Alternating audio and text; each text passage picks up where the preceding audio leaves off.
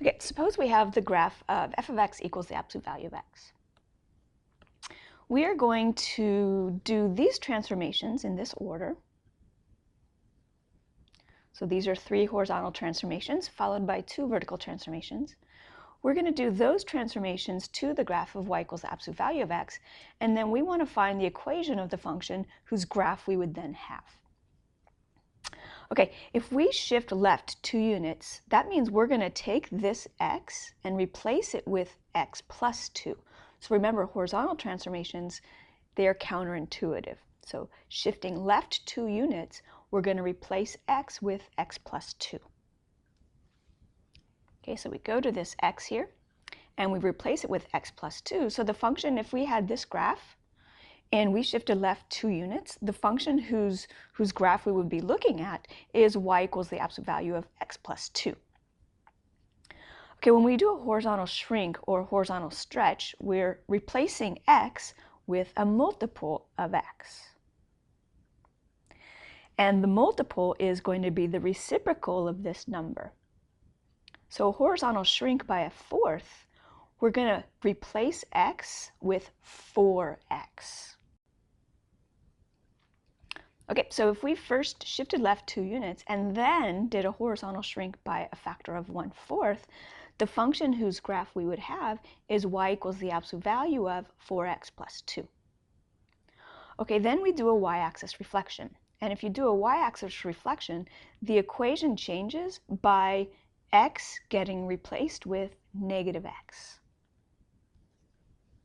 Okay, so x gets replaced with negative x. So we're going to take this x here and replace it with negative x. Okay, so I took this x here and I replaced it with negative x. So instead of 4 times x, I have 4 times negative x. So the equation that results from these first 3 is y equals negative 4x plus 2. Okay, now we're on to the vertical transformations, and those affect the equation in the way we expect them to. So a vertical shrink by a fifth means all the y values are multiplied by a fifth. So what that means is I'm going to take this result here and multiply it by a fifth. Okay, so we multiply the whole thing by 1/5, and so that becomes 1/5 times the absolute value of negative 4x plus 2. Okay, finally, we're going to shift up 3 units, and again, this is vertical, so we're going to take this whole thing and add our shift amount to it. So we're going to add this whole thing, we're going to add 3 to this whole thing. So what we end up with for our final result is y equals 1/5, absolute value of negative 4x plus 2, and then we add 3 for that shift up 3 units. Okay, so this right here is the function whose graph we would be looking at if we did these transformations in this order to the graph of the absolute y equals the absolute value of x. Okay, why don't you press pause and try this one here.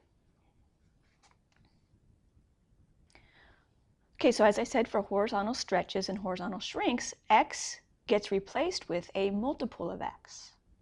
And that multiple is the reciprocal of the stretch factor. So this x underneath the square root is going to get replaced by 1/7 x. All right, if we then shift right by 2 units, this x right here gets replaced with x minus 2.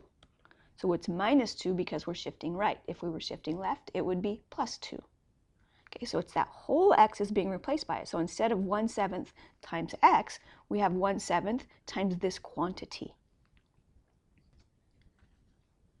Okay, so if we had the graph of y equals the square root of x, we did a horizontal stretch by a factor of 7, and then right 2 units, this is the function whose graph we would be looking at, y equals the square root of 1/7 times the quantity x minus 2.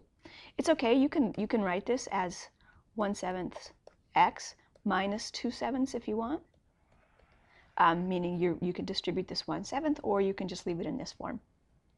Okay, x-axis reflection, that means we're going to, so that's in the vertical direction. And so what we do is we take the whole function and multiply it by -1. So we're going to have negative square root of 1/7 times x minus 2.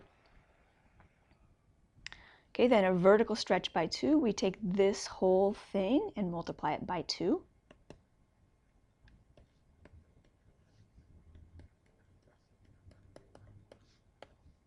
And then we can simplify that because 2 times negative square root is just negative 2 times the square root. So then finally, if we shift down 2 units, we take this whole thing and we subtract 2 from it.